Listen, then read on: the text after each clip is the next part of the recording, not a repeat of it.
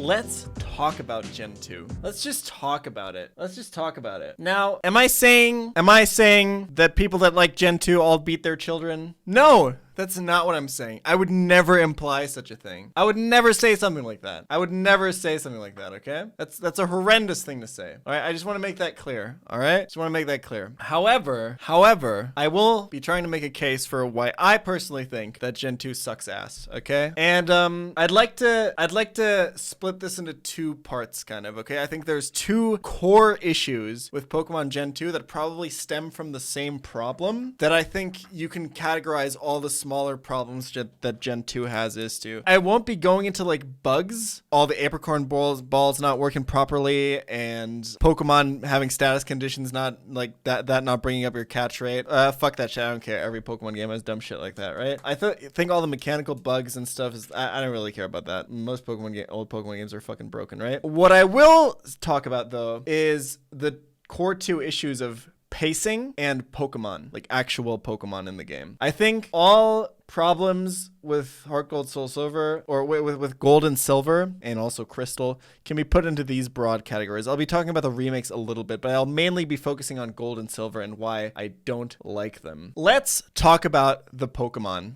Okay, let's talk about the Pokemon. Let's just talk about them, all right? Let's just talk about them. So, Gen 2 came out, right? We had 151 wonderful Pokemon. Some of them weak, some of them strong, some of them iconic, some of them garbage, some of them interesting. We had, like, Seal being a literal seal with only one of its letters replaced. Whatever. I'll forgive that. We had Dugtrio literally being 3 Diglett and fucking Magneton being the same idea. It's whatever. They suck, but that's okay. Now, the problem with Gen 2, I think, is twofold with just the Pokemon themselves. I think for one, I think a lot of the designs are just genuinely very ugly. Now, this is very subjective, but this is part of the reason I don't like the game, right? Which is the whole point of this video. The other problem, though, that I think we can make more of a case for is that the Gen 2 dex is weak as fuck, okay? And this leads to some very fundamental broken problems with Gen 2 down the line when we talk about pacing later, all right? This leads to some extremely fundamental problems, but let's just go down here. And remember, this is before abilities, this is before the physical special split, and this is before a bunch of these got evolutions, okay? We'll talk about the starters in a minute. Furret,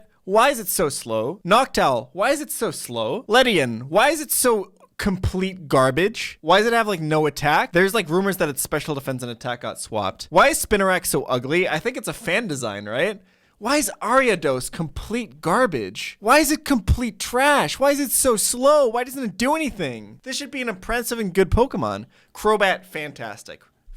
Love the Lantern line. Our friendship evolutions suck. And then a bunch of baby Pokemon that nobody cares about. Togetic, that's fucking horrible. Xatu, pretty okay, but kind of iffy to use. Ampharos is on everyone's team. Great Pokemon. And then there's like Blossom, which like I think Sunstone is either like a really hard reward in the bug catching contest or like post game, right? Meryl can first be found in Mount Mortar, and Azumarill fucking sucks. It got better every gen, but back in Gen 2, this was just a very, very generic, terrible water type, right? Where the evolution did like nothing for it either. Sudowoodo, cool design. Politoed, fucking trait evolution that nobody asked for and nobody gave a fuck about until it got Drizzle. Hoppipline, garbage.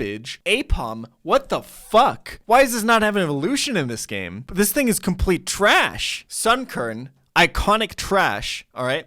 Yanma, again, how does this not have an evolution? Okay. Quagsire, great. Espeon, Umbreon, great. However, Eevee, already existed. Murkrow, cool idea, little bit weak, only available in the post-game. Slowking evolution of an existing Pokemon. Misdreavus, only available in like Mount Silver, and honestly, for being the only ghost type that they introduced in this gen, not good. There was only one line of ghost types in the entirety of Gen 1, and they introduced this as the only other ghost type. There's no cool ghost types. They had to give this an evolution to make this cool later on. Unknown, worst Pokemon of all time, this had so much potential and they completely shoved it out the window. They didn't give a fuck about this Pokemon. There was so much cool shit to do with this and nobody cared. It's unusable. Not only is it unusable, it's an interesting concept. It's an interesting design. You could have like a swarm of Unknown or some shit, but this is just garbage. Just garbage, right? Wobbuffet, cool idea. Got a little bit better with Shadow Tag. Cool idea for a Pokemon, gotta admit though. But like, and then you have like Girafarig, which is like, okay, it's like an interesting idea and everything, but But none of these are like, okay, Fortress was pretty garbage back then, let's be real, although Steel Bug is a great typing. What the fuck is Dunsparce? Like, Gligar, complete garbage back then, despite having an amazing typing, gets like no moves. Steelix is cool, but again, new evolution. Granbull, again, why are all these Pokemon so slow and unusable, dude? Quillfish, we had like a water poison type. Give us some cool new shit. Scizor is great, but again, an evolution. Shuckle is like a joke Pokemon. It's a meme to use in competitive, but like actually using this for a real playthrough is like impossible. Heracross is cool, but gets like no good moves. Sneasel was a cool idea, but gets completely fucked by the fact that both Dark and Ice are special types. Teddy Ursaline is okay, again really slow and also only available in post-game. Slugma, one of the only other fire types introduced here, super garbage and also only available post-game. Swinub, Piloswine are okay, I guess.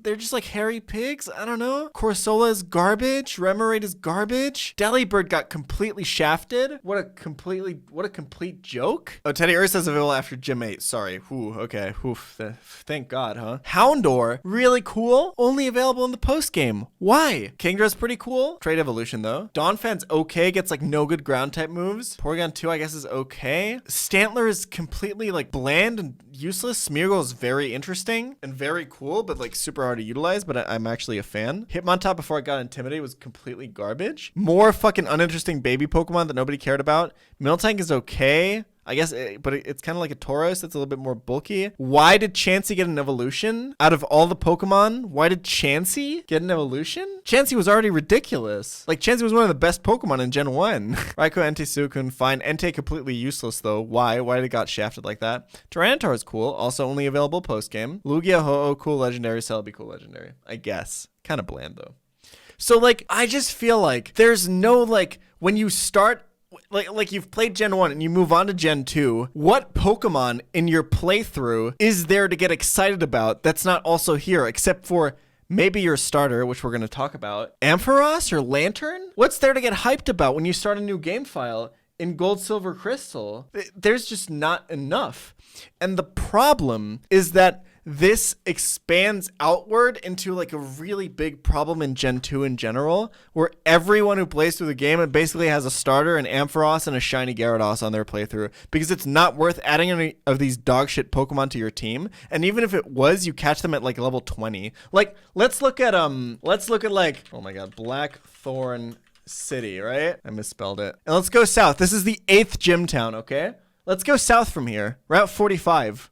Okay, let's see. What levels are the Pokemon here? Oh, I can pick up a level 23 Geodude. This is the 8th gym for the level 40 gym. Like, and that leads into another problem of like the level curve in this game in general. Like, a lot of trainers have like ridiculously weak Pokemon. The level curve has to be purposefully held down to keep up with like the level 40 up to level 50 Elite Four. And because half of the game is in the other half and it sucks and it's open world.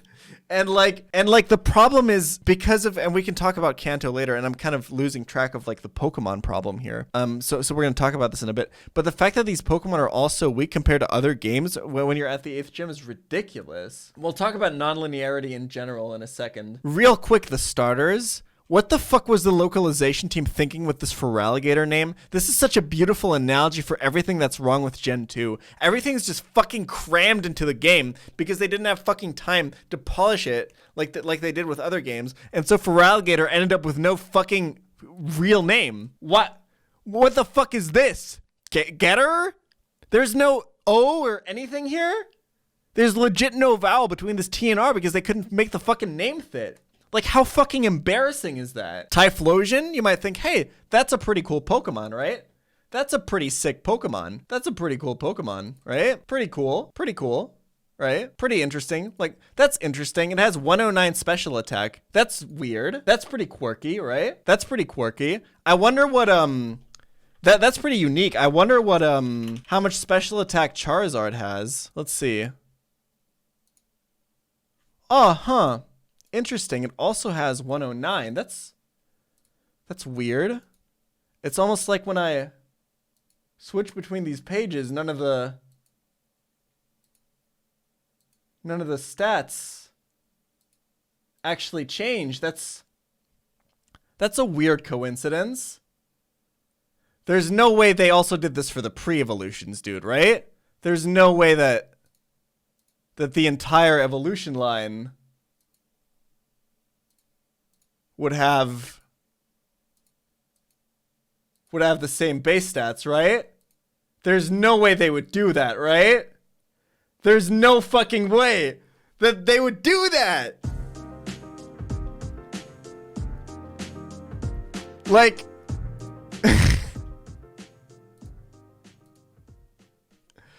there's no fucking way. Pokemo 7. That's insane. They literally control V'd this. They were so obsessed with getting Kanto back into this game that they copied the starter. Actually insane. Another problem, and this kind of ties back to the Pokemon in this game just fucking being bad. Why do like almost none of the gym leaders have Gen 2 Pokemon as their aces? Right? Faulkner has a Pidgeotto. Why doesn't he have a Noctowl? If you're gonna cheat the evolution anyway. Bugsy has no bug Pokemon. Morty only has fucking Ghastly. Like, that's the problem, right? You introduce Mischievous, and it sucks, so you can't give it to Morty, so he has to have the Gengar line, right? Chuck doesn't have Hitmontop or anything. Chuck doesn't have a Heracross. He has a fucking Poliwrath. And then even Claire, the final gym leader, okay, she does have Kingdra, but, like, it's still based on fucking Gen 1 Mons. Like, it feels like... Why doesn't Bugsy have like an Ariados? Because it sucks. Why does Ariados suck? Like, these problems tie into each other so much, right? Like, Gen 2 Pokemon are just too bad, so they're not worth being gym leader aces. Like, that's how bad this fucking generation is. And this ties into, I think, the pacing problems of Gen 2, right? A lot of trainers are weak as shit. Even some gym leaders are weak as shit. So I'm going to be talking a little bit about non-linearity, right? And you might be noticing the air quotes in that. And I'm going to talk about that for a little bit. So after you get past like Morty, right? The linear path of the game stops, right? You can backtrack a little bit. And the game opens up a lot, right? You can go east here. You can go west, right? You can do the entire like Cianwood shit. You can do Chuck, right? You can do the quest here. Get the potion. Do Jasmine, or you can go east here, do like Red Gyarados shit or whatever. Gen 1 had this problem too, where like this, so people call this non-linear, and I don't think that's true. Yeah, you can even kind of go to Lake of Rage before Morty, yeah. The thing with, you have to still beat every gym leader every time you beat this game, right? So I don't think it's really non-linear, it's just choosing one of many linear paths. And I stole this point from an H-Bomber Guy video about Dark Souls, but there is a difference between these two things. If you have to do each gym badge every single time, that means the gym leaders have to be balanced in a way where you can do them in any order, right? And that means that necessarily they're not going to be as strong as they could be. That's just a fact. Like, you can't, if Price was always the 7th gym leader, you could make him more powerful. But if you want the player to beat him first, to be able to beat him first, you need to like make that gym leader weaker. And as a result, all the gym leaders are just going to be weaker. And that's a problem. I think that's a problem. And it makes the overall structure of the game fall apart. Because the optimal way to play it becomes like very boring. I'm very glad Nintendo has stepped away from this. Branching off routes are cool, but I think there needs to be a set order in which you do certain story elements, like there is in Gen 4 or Gen 5. I think Gen 4 has some open elements, but it's not as bad. Like, I think Maylene and Wake can be done in any order, right? And then like after you beat Price, right? So Price, his ace is level 31. Jasmine, 35. Okay. Chuck, 30, right? So the problem here is obviously it's intended to do Jasmine after these two, but that doesn't really make sense with how the map is set up. Because I would say most players do, I feel like most players do the western portion first and then do the eastern portion. And another pacing problem becomes here, and we're going to talk about this. This is going to lead into us talking about the story. And the problem is everything that's story in this game involving like Team Rocket or your rival also becomes trivialized through this, right? The whole event in Goldenrod is so fucking boring. I'm sorry. Both the event in Goldenrod and the Rocket Hideout in Mahogany are fucking boring. There's like too many fights, too many mandatory fights. I haven't even talked about like people complain about Gen 4, but dude, Gen 2 HP bars? First of all, they're ugly as shit, right? But second of all, those motherfuckers are slow as fuck. Dude, Gen 2 battles are very slow. Very, very slow. And the problem is, the only connection we have to Team Rocket is, okay, they're threatening the cute slowpokes down here, and we know them from Gen 1, and they did some bad shit there. It's just like an ominous organization where you never even have like a real leader that you fight or anything. And it's just spamming at a bunch of rocket grunts until they're all dead. And then there's like some mini bosses from some admins that are like not worth anything. And then you go to Goldenrod and you beat them and you're done. The problem with Gen 2's story is that there's no buildup and no climax because everything had to be crammed into this fucking open, non-linear bullshit. And then you beat Claire, and then there's like oh, look, you can go to Kanto now. By the way, there's like another rocket here, but it doesn't really matter. But there's a little quest you can do with it, but there's like no boss or climax or anything. The final rocket that you fight in this game is just some random dude on fucking Nugget Bridge. And I understand that after this, they went much heavier on the story in Pokemon games, which can have its issues, right? And I'm not saying that like Gen 2, that like stories are great. But the thing with a story is that there is, from Gen 3 onwards, there is this feeling of like build up and climax and like strong progression, right? And I think one of the core issues with Johto's pacing in particular, but we can talk about Kanto in a second, is that there is no feeling of strong progression in this game, and it's a huge issue. When you beat Team Rocket and Goldenrod, you feel like you've accomplished something because you've spammed through a bunch of trainers, but you haven't actually really like solved anything. Team Rocket could come back, and they do, and it doesn't even feel like you've had a huge impact, right? Actually, let's do a test in chat. I'm going to ask you guys 2 questions, okay? Question number 1. What is Team Aqua's goal? I'm going to ask you guys 3 questions. Question number 1. What's Team Aqua's goal in Ruby and Sapphire? What's their end goal? What do they want to do? Expand the sea, flood the earth. Beautiful. Question number 2. What is Team Plasma's official stated goal in Pokemon Black and White? Liberate Pokemon. Fantastic. Question number 3. What is Team Rocket's end goal in Pokemon Gold and Silver? Bring back Giovanni. Very good. So what happens at the climax? What happens at the climax of Gen 3? They flood the earth. What happens at the climax of Gen 5? They're about to set all the Pokemon free. What happens at the climax of Gold and Silver that directly connects to Team Rocket's stated goal of the game? They want Giovanni to notice them. There is, and this is why the progression and the sense of story in this game suffers. Now we can also talk about how the rival is a fucking edgelord, but I don't really care about that much. I think he's a better rival than all the fucking I'm your friend fuckers in later games. I think that's fine. But people talk about how Gen 4 is like a slow generation, but man, Gen 2's pacing, I feel like slows it down so much. All the dungeons are fucking boring, and you have to walk through most of them until you get the bike. You get phone calls all the fucking time that are annoying as shit, and there's no way to turn them off. HP bars are also slow as fuck. Like, it's all the dungeons are like the same too. It's all just like caves. None of them really feel different, except for maybe at the end when you get to the top of Mount Silver, and Heart Gold Soul Silver fixes this a little bit. Ice Path is like okay, although it started this trend of having like an excuse for an ice area in your fucking games instead of an actual ice area, but whatever, that's fine.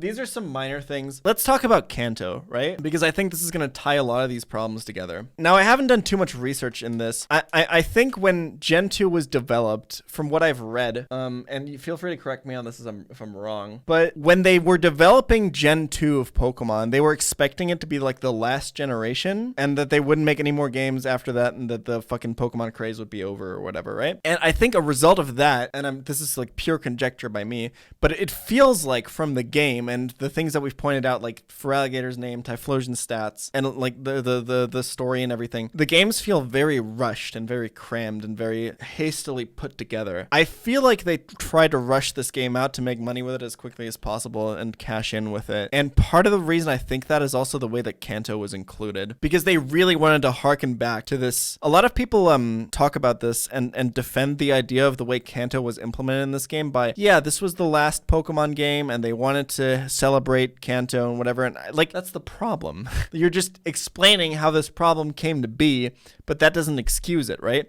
That doesn't make Gen 2 Kanto any more uninteresting, boring, bland, and easy, right? All the trainers in this are a joke. Still super low level Pokemon in all the fucking grasses. The gym leaders are easy as fuck, most of them, right? And that's also because of the open nature of the game. And then suddenly Red is like level 80 Pokemon for no reason. The remixed music is pretty good, but man, some of these areas suffer so much. And Heart Gold Soul Silver makes this a little bit more appealing.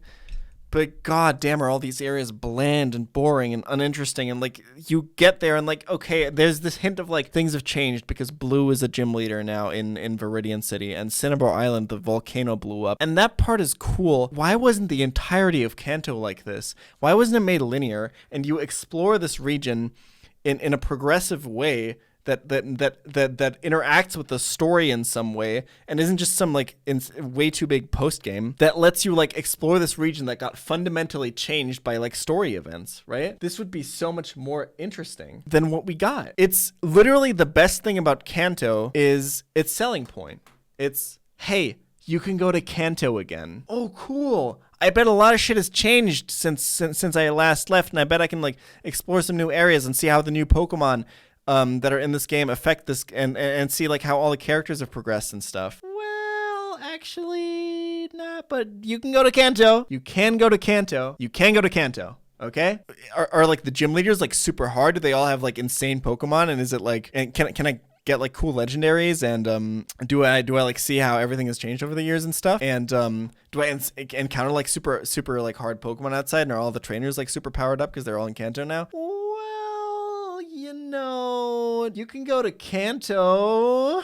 It just feels like wasted potential, and it feels like if the effort that was put into putting this into the game was put into making Johto a complete region with a better story, I think this gen could have been something really cool. Because, to be honest, for what the Game Boy Color was capable of, Gen 2 was pretty. The music was great, the sound fonts were great, and there was like, in contrast to Kanto, Johto has a very consistent theming throughout its region. It's very like Japanese, old schooly. I don't know what this vibe is specifically. Maybe some weeb in chat knows what I'm talking about. But it like commits to like a theme and it sticks to it. Kind of like future generations do. I think Hoenn is a good example of this. And so is Alola. There's a very consistent theme. And I think it could have been interesting to have a fully fleshed out region that's built around Johto's mythos, right? And there's just not. And this is reflected in the remakes that look really beautiful. And the problems I have with the remakes is that they fail to address almost all of the problems that I have with Gen 2. Some Pokemon are better now because of the physical special split and abilities. That's cool. Some of them get evolutions. That's cool. So it fixes some of those problems, but the levels are still bad. The story is still bad. It looks very pretty. It's in a Gen 4 engine, which doesn't help with the game being slow as shit. It helps.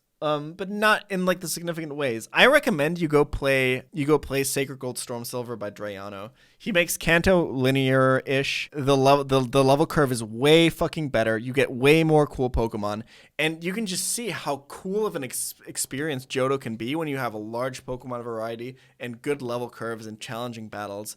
And he even adds a little bit of story to it. There's a Giovanni fight with in the Team Rocket episode in Goldenrod. There's a Team Rocket event added to the Safari Zone, which is really cool. And it fixes a lot of these problems. I think it's an interesting case study. I think Gen 2 had a lot of potential, but I think the Pokemon all being bad and the game being really rushed fundamentally broke this game, and the story being extremely like lackluster didn't help. Like, I'm not saying Pokemon ever has had good writing or anything, but at least there's a sense of progression in the other Pokemon games in terms of story. And I guess those are my thoughts on Pokemon Gold and Silver. Make sure to write all your hateful comments down below in the YouTube comments, and tell me about how wrong I am. I look forward to reading absolutely none of your comments. Press that dislike button to get me up in the algorithm. And thanks for watching. Make sure to subscribe and ring the bell, guys.